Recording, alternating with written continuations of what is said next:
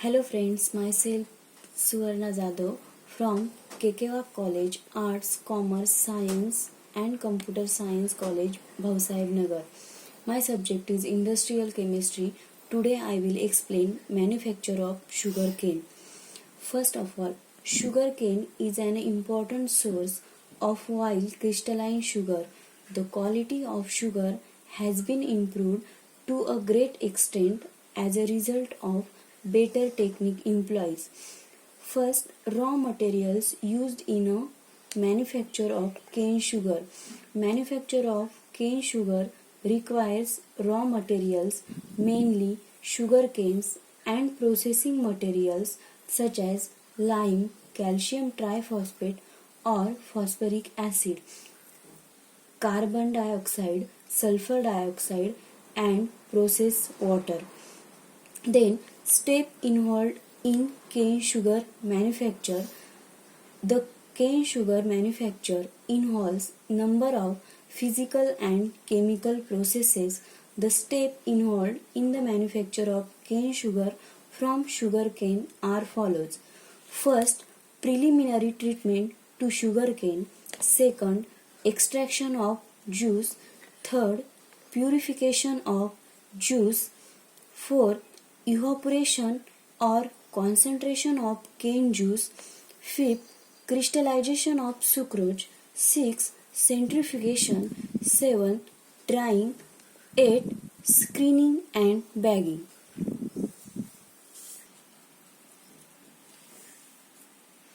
Now I will explain flow sheet for the manufacture of sugar cane. Step first, preliminary treatment to sugar cane. Before milling, sugar canes are given cleaning treatment such as washing in order to remove mud or dirt. For example, soil, rock, clay, etc. Washing system can range from a simple wash with warm water on the carrier or table. In modern plants, washing system consist of conveyors with water jets bath for remove of other dirt. In second step, extraction of juice. For the extraction of sugarcane juice, the following operations are carried out. First, by chopping or cutting the canes into smaller pieces with one or two sets of rotating knives. The speed of rotating knives is about 400 to 600 revolution per minute. Second, by disintegrating the canes into finger pieces by a crusher or shredders. The crusher consists of two roller mills. In extraction of juice, compound imbibition process is carried out. It is a dilution process which helps to reduce sucrose content in the fiber by repeated dilution. In this process, the juice from spread on the fiber like bagasse as it is possessed from first mill. Thus, nearly 95 to 98% juice is extracted from bagasses. The juice from milling stations is pumped into a weighing tank, screened with metallic cloth to remove suspended impurities. The juice is in acidic, greenish liquid containing soluble impurities like soils, fats, proteins, waxes, gums, coloring matter. Third step, purification of juice or clarification of juice. After weighing, the juice is separated. Purification process. To remove soluble impurities, number of processes are used. Purification depends upon the formation of stable fluent precipitate of impure which is settled rapidly. The clarification process are follows. First, purification by lime defection process.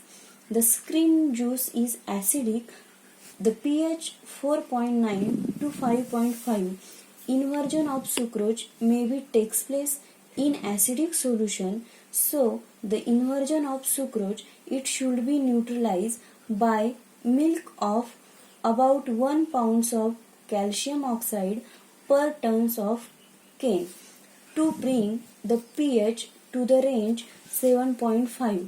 Then this solution is heated to a temperature between 90 to 100 degrees Celsius. Combined action of lime and heat on the juice lead to precipitate tricalcium phosphate. Then second is phosphatization. It is a phosphate content of the pre-clarified juice is less than 300 ppm of phosphate. Then soluble phosphate like phosphoric acid is added to improve the clarification. Next, sulfatization. In this method, sulfur dioxide is used to clarify sugar juice. The juice can be treated with calcium triphosphate and sulfur dioxide is bubbled through the juice until pH becomes 7 to 7.1, which is heated to about 60 to 70 degrees Celsius. The hot juice is sent to the settling tank where suspended matter and impurities get precipitated out and clear juice is obtained. Then impurities are removed by filtration process. For evaporation or concentration of cane juice, the clarified juice is pumped to evaporator when it is concentrated to a clear heavy syrup containing about 65% solid. Evaporation is carried out in multiple effect evaporator in order to achieve maximum steam economy. That is, evaporation is carried out in series of evaporator. Then next, crystallization of sucrose. The concentrated dark brown viscous syrup from the evaporator pumped to a single effect vacuum pan where it is evaporator to supersaturated. The vacuum pan is designed to handle viscous material. It is a vertical cylinder. The crystallization of sugar in vacuum pan is called as a sugar boiling, and each boiling is termed as a strip. A single crystallization is not sufficient to recover all the sugar from the syrup, and hence it is necessary to follow 3 or 4 boiling. The product of first boiling would be given in a letter A. Then next step is centrifugation. Centrifugation. The basket rotates with the speed 1000 to 1800 revolution per minute. The perforated lining helps to separate the sugar crystal which wash with a spray of water. Due to this, molasses adhering on the crystal are removed. The basket continues rotating until the sugar is dry. Then next step is drying and packing of sugar cane. The sugar crystal obtained from the centrifuge contains small amount of mixture ranging from 1 to 2% depending upon the type of condition of centrifuge, character of the grain, the purity of a mixture, etc. The resulting dried crystals are screened to remove the larger and the finger fraction, that is, they are graded according to size. The separation of various size grains is usually accomplished by mechanical screens. Finally, the sugar is weighed and packed automatically in various bags, boxes, barriers and sets. Thank you.